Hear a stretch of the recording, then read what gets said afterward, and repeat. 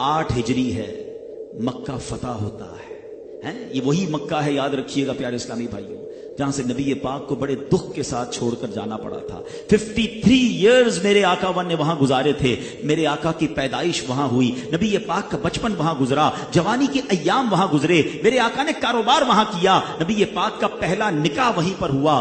اللہ اکبر، صحابہ کی پراپرٹیز تھی، بزنس تھا، سب کچھ چھوڑ کر مائیگریٹ کرنا پڑا، کیونکہ مکے والوں نے بڑا ظلم کیا تھا، مکے والوں نے بڑی تکلیف پہنچائی تھی۔ اور اب 8 سال کے اندر اللہ نے مکے پر فتح نصیب کر دی۔ 10-12 ہزار مسلمان مجاہدین موجود تھے، اور وہ سارے لوگ کانکر ہو چکے تھے، وہ سارے لوگ گرفتار ہو چکے تھے۔ نبی پاک نے پہلا خطبہ دیا، اور اب خطبے کے بعد ان تمام مجرمین پر نظر دوڑائی۔ ذرا غور تو کیجئے کون لوگ تھے ان میں؟ نبی پاک کے راستے میں کانٹے بچھانے والے بھی تھے، وہ لوگ بھی تھے جو پیارے آقا پر کئی بار پتھروں کی بارش کر چکے تھے، وہ خونخوار بھی تھے جنہوں نے نبی پاک علیہ الصلوۃ والسلام پر جانی سوسائڈ اٹیک بھی کیے تھے۔ پیارے آقا کے دندان مبارک کے کچھ حصے کو شہید کرنے والے بھی تھے، آپ کے چہرہ انور کو لہو لہان کرنے والے بھی تھے، وہ اوباش بھی تھے جو نبی پاک پر بہتان تراشی اور طرح طرح کے تلخ جملوں سے دل اقدس کو زخمی کر چکے تھے، وہ صفاق درندہ صفت بھی تھے جو آپ علیہ الصلوۃ والسلام کے گلے میں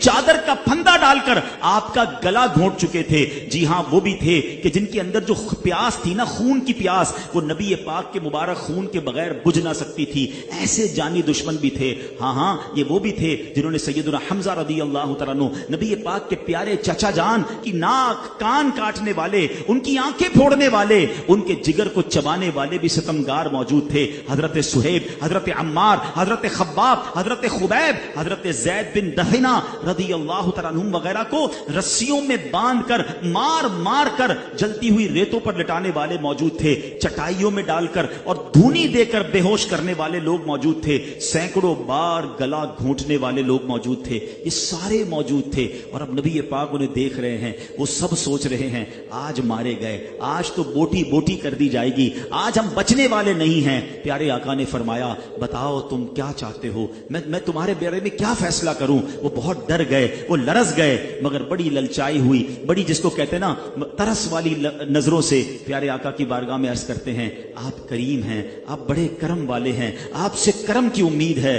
اللہ اکبر، ذرا سوچئے اتنا ستانے والا کوئی سامنے آ جائے، اتنا تکلیف دینے والا کوئی سامنے آ جائے، اپنے ساتھیوں کو شہید کرنے والا کوئی سامنے آ جائے، اور آج موقع ہے بدلہ لینے کا۔ لیکن سبحان اللہ، رحمتیں اور پیارے آقا علیہ الصلوۃ والسلام کی کرم نوازی دیکھیے، آپ نے وہ تاریخی جملہ فرمایا، آپ فرماتے ہیں لا تثریب علیکم اليوم فاذهبوا انتم الطلقاء، آج تم پر کوئی الزام نہیں، جاؤ تم سب آزاد ہو۔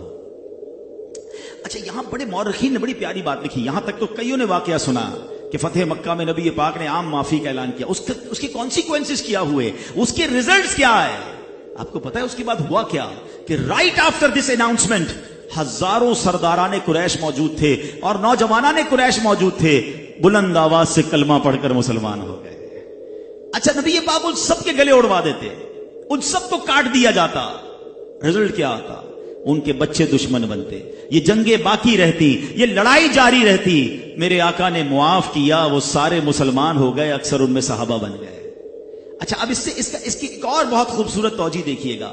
فتح مکہ ہوا 8 ہجری میں، ٹھیک ہے؟ مسلمان کتنے تھے؟ 10,000 کا لشکر لے کر نبی پاک مدینے سے مکہ پاک آئے تھے، ٹھیک ہے؟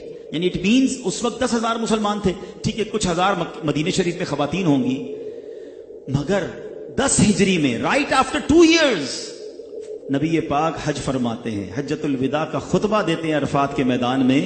اب کتنے مسلمان ہیں میدان عرفات میں؟ 1,24,000 صحابہ کرام موجود ہیں۔